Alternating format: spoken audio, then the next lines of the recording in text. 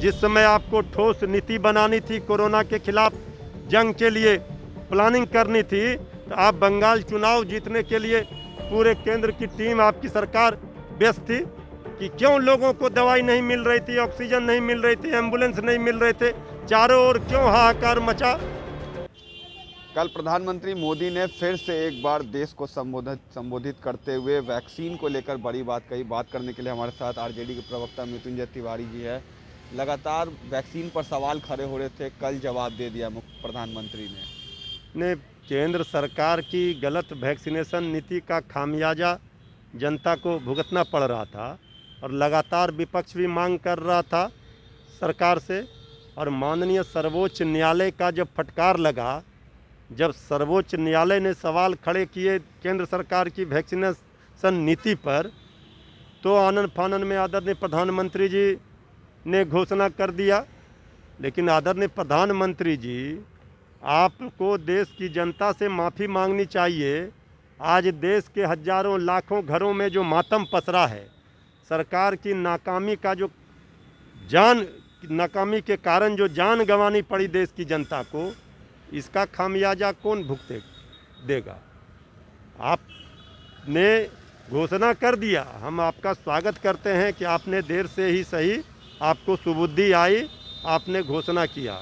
लेकिन आज भी सवाल हैं कि आपकी नाकामी के कारण गंगा माँ की गोद में लाशों के अंबार बिखरे पड़े हुए। जिस समय आपको ठोस नीति बनानी थी, कोरोना के खिलाफ जंग के लिए प्लानिंग करनी थी, तो आप बंगाल चुनाव जीतने के लिए पूरे केंद्र की टीम, आपकी सरकार व्यस्त थी। तो आज आप वैक्सीनेशन नीति पर सवाल क्यों खड़े हुए, क्यों आपकी दोहरी नीति सामने आई। जिस समय देश की जनता को ज़रूरत थी तो आपने विदेश भेज दिया वैक्सीन को। पिछली बार आपने गरीबों को मुफ्त अनाज दिया था छठ तक, इस बार सितंबर तक दे रहे हैं। इस बार भी दिवाली तक 80 करोड़ गरीबों को केंद्र ने पिछली बार छठ तक दिया गया था। तो चूंकि बिहार का पर्व है छठ, पिछली बार चुनाव था तो आपने छठ तक किया, इस बार क्यों नहीं किया छठ तक।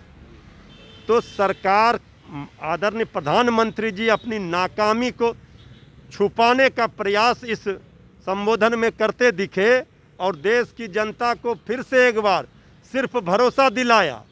उन्होंने क्या किया ये नहीं बताया कि क्यों लोगों को दवाई नहीं मिल रही थी, ऑक्सीजन नहीं मिल रही थी, एम्बुलेंस नहीं मिल रहे थे, चारों ओर क्यों हाहाकार मचा। ये सरकार की नाकामी था। पीएम केयर फंड आपने जो जमा किया राशि, उसका क्या लाभ मिला। तो ये सरकार की नाकामी को ढकने का, उस पर पर्दा डालने का प्रधानमंत्री जी ने भरपूर प्रयास किया संबोधन में। लेकिन सुप्रीम कोर्ट के फटकार के बाद, विपक्ष के दबाव के बाद देर से ही सही प्रधानमंत्री जी को सुबुद्धि आई, उन्होंने फ्री वैक्सीनेशन की घोषणा की। इसके लिए साधुवाद। एक आखिरी सवाल तिवारी जी, लगातार तमाम विपक्षी पार्टियां ऐसे समय में केंद्र से आर्थिक पैकेज की मांग कर रही थी, लेकिन आर्थिक पैकेज के नाम पर कल केंद्र सरकार की तरफ से कुछ नहीं मिला।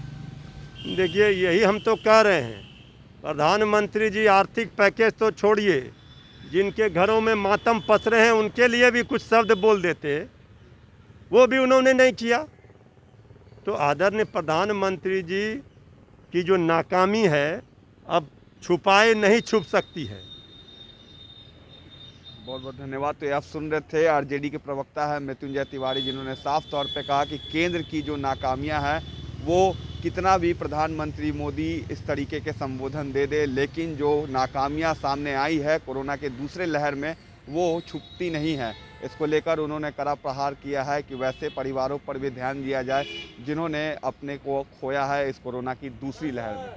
बाकी के तमाम खबरों के लिए आप बने रहें न्यूज़ भारतवर्ष के साथ।